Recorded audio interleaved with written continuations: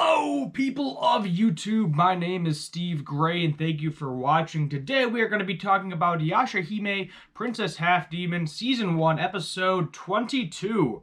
We only have 2 episodes left, and this episode led me to believe that it is a possibility we may get a second season, but don't get your hopes up too much. The reason I say that was because when I saw the preview for next episode, and what kind of happened during this episode, there's a real possibility that we're not going to get a second season, although we don't know what the ultimate fate of Karen Maru is going to be.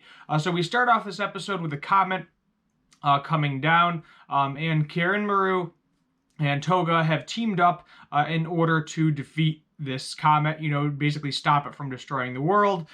So they go, Karen Maru attacks it, releases all these crazy friggin' snake demon things. They kind of look like dragons, too, is a good way to describe it. Kind of like Shenron from Dragon Ball Z, that general style of kind of like a serpent dragon. And then Toga, takes Gensu Tencho, wrecks everything, sucks it into his giant crazy space vortex, and good to go. Saved the day, saved the world. He's going to go back to his side of the world. Kinmaru's going to stay on his. Kinmaru seems very relaxed. Afterwards, like he was like, all right, I put in some effort, time to relax, no problem there. I'm not going to put in any more effort, and I thought that was kind of funny. He was sleeping pretty well. Then we kind of learn more about Zero as well. So Toga and Zero had a conversation. I think she actually loved him. I think there is a possibility that Zero loved Toga. But never really got to express those feelings before he ultimately died. And of course, we know that Toga, went after Shomaru's mother and then Inuyasha's human mother as well. So she never got to fulfill that wish of maybe having a kid. Possibility, not really sure. We don't know the whole premise behind everything. But her goal in this episode is to get Setsuna's, blood, get the seal off of Setsuna, and get her more powerful. And we don't really know why. Like she just wants to do it. She had a conversation with her brother, Karen Maru, and they're both basically saying, he's like, look, both of them they're not really that strong. We'll just wait for them to grow before we do anything. I'm not really that worried about it at this point in time. I'm going to sit back and relax, and I'll give them a chance, maybe see how strong they actually get. And then he thought she was talking about Moro when she mentioned the demon blood, but no, he was actually talking about Setsuna, whose demon blood has been sealed away, and she becomes super OP when she gets, the seal undone. So she goes out of her way, goes to the monk that we have seen previously, the 1,000-day training guy, couple people's fathers as well. And she steals his ability, or borrows his ability, to undo Setsuna's seal. So her abilities, which we thought she didn't have, but somehow she still has them, because we thought she no longer had demon powers, but I guess she still has some powers to a certain extent. Her ability is to, kind of connect, like a spiderweb-like thread to people, and she can use all of their abilities. And if either one of them dies, the other person dies, or maybe if she dies, everybody that's connected to her dies as well. So that's the power. So she ends up using that with the monk in order to get the seal, and then she also ends up using that power again on Toa in order to get her to hold Setsuna down. There we go. I can speak today. To undo the seal on her, and then Setsuna's blood is released, and they instantly try to kill her. Mora and Setsuna, after the seal is broke, they're instantly like, all right, we're going to take you down as quickly as we can. And she's like, you might not want to do that. And the reason you might not want to do that is because if I die, so does she, because we're both connected right now. So there's really nothing Mora could do, unfortunately, in this situation. And then, Setsuna slowly becomes super ravaged, super angry, and kind of does like a full Choji, I guess is the best way to describe it. So if you're familiar with Naruto and you're familiar with Choji, he eventually develops the butterfly wings. And so does Setsuna. Somehow she is connected to the dream butterfly.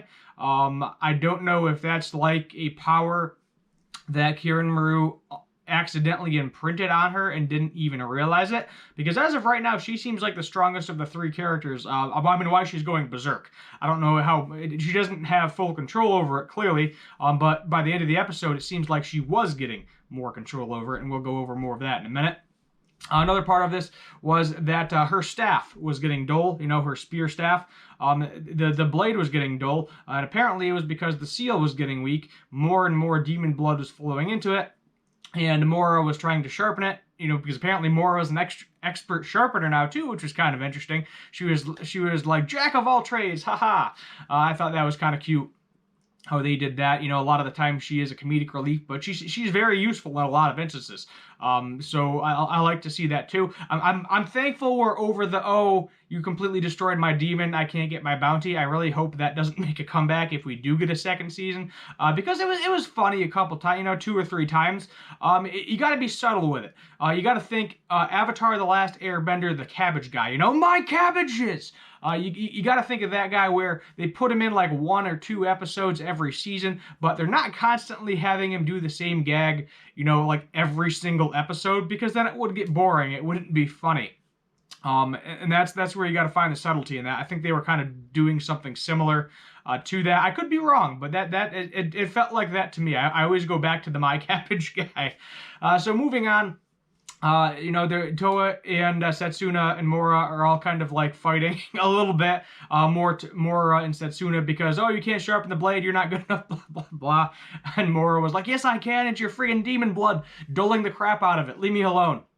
Then going back, kind of jumping around back into Setsuna becoming a butterfly demon. So she gets a new power-up.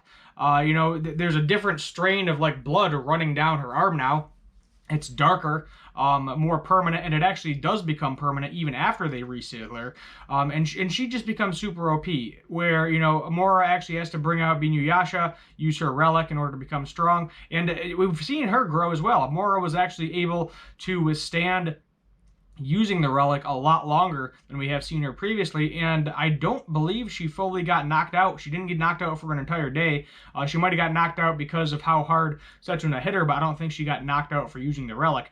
So they're definitely getting stronger in this episode. The only one we didn't really see any, more strength out of was Setsuna, but we get to see her fight without the pearl, and she still can hold her own without the silver pearl in her eye. She was actually trying to absorb as much of Setsuna's demon energy as she could to try to get her back down to normal, but because there was just so much of it, she wasn't able to get all of it quick enough to make it dissipate, where Setsuna would go back to normal.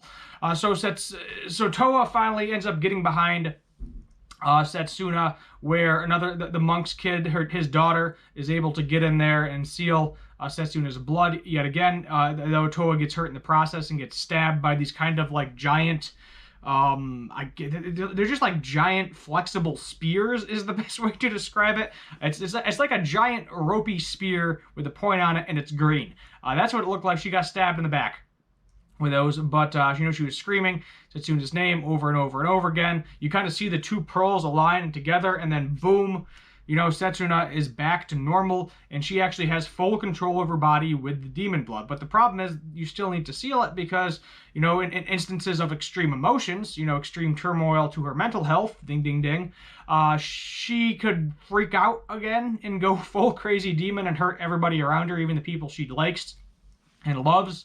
Which is not good, not good at all. So they decided to seal it again, but the issue with the seal is now she has a permanent blood mark going the entire length of her arm, and we don't know if that's a good thing or a bad thing. My guess is it may be a bad thing because now she doesn't have as much control with the seal. Maybe it's kind of like Naruto with the nine-tailed fox, where some of it can leak out now, can use it when she wants to, or it possibly means that she's actually gaining further control and mastery over the blood, becoming even stronger, and that they are going to use that ability later on to kill Kirinmaru. Setsuna also had like a weird moment where she was like, when my father hugs me, I don't feel the same way when Riku hugged me. This is kind of weird. So she's kind of getting into the whole relationship part of it. I think she's falling for him a little bit, but it didn't feel like that at all. I hate to say it. Like their relationship doesn't work in my opinion. I don't see a love connection there really whatsoever. I mean it feels very forced in my opinion if they are planning on making her and Riku a thing. I don't really want that to be a thing, but we'll see what happens. So I think what's going to happen next episode is we're going to catch up to Zero. It looks like she might possibly die. Looks like Setsuna and Toa and Mora are going to have to fight Riku. He shows up because that's his lady after all. He has to defend her to the end. So it is a possibility she might die. That might really piss Kirin off. And then the last episode of this, I'm thinking, is going to be him dying. You know, Kinmaru probably dying. That's going to be it. We're not going to get a season 2. Because how much more could they really put in here, you know, for a season 2? That's what I'm asking myself, and that's what I want you to ask yourself as well. Is I know a lot of you want a season 2. Some of you don't really care. A lot of people are not liking the show. More so on the American side of things. It's definitely either you love it or hate it. Me, I'm kind of somewhere in between, depending on the episode. Really like this episode. This episode, I'll give this one an 8 out of 10, because I did thoroughly enjoy this episode. But there's really not a lot left to do. That's the thing. You know, I don't feel like there's enough information there for a season 2 to actually happen. Rin is going to wake up next episode too. We actually got to see her wake up, and she may possibly die as well. She's the one that's in the Tree of Ages. The only thing that we don't really have, you know, answered yet is, will Inuyasha and Kagome make an appearance before this is all said and over with? We don't know. I mean, it would make sense that if you know, Kirinmaru was killed, that there would be no reason to keep him the Black Pearl anymore, because he's the one that was trying to kill Inuyasha in the first place. So that would make sense. But we'll have to wait and see. 2 episodes left. I don't believe we're getting any more unless they're going to throw a 25th episode at us. But to my knowledge, it was kind of like 2 parts, 12 and 12. We had the break for New Year's Day, I believe it was. And then we're done with 24. So two weeks left. That's it, you know. So enjoy the ride. I'm sure the next 2 episodes are going to be great. I'm not expecting any filler whatsoever. And if I do get filler and they're like, oh, piece of season 2, well, I'm going to be mad, because they're going to be dragging that season 2 out really badly. Because the only thing that needs to happen now is, we know Rin's going to wake up next episode, so I'm not really worried about that, is Kirinmaru needs to probably get killed, and Inuyasha and Kagome need to get freed. Those 2 things, you know, that we've already seen, you know, all of the girls minus Setsuna get a lot more powerful this episode. So we know that power is there, that we know that they have that ability. If all 3 of them team up, the chance of Kirinmaru actually being able to withstand a chance is, you know, getting a lot slower now. So I really hope they don't plan on releasing another season. If they do, hopefully it's only 12 episodes and not 24, because if this gets dragged out for 24 more episodes, I'm going to be angry, and I'm probably not going to watch it, or I'm going to skip around a lot of it. Let me know what you think in the comments down below. Hit that subscribe button, turn on that notification bell, leave a like, and feel free to tell me what you want me to do for future anime and cartoon-related videos. My name is Steve Gray. Thank you for watching, and as always, have a good one.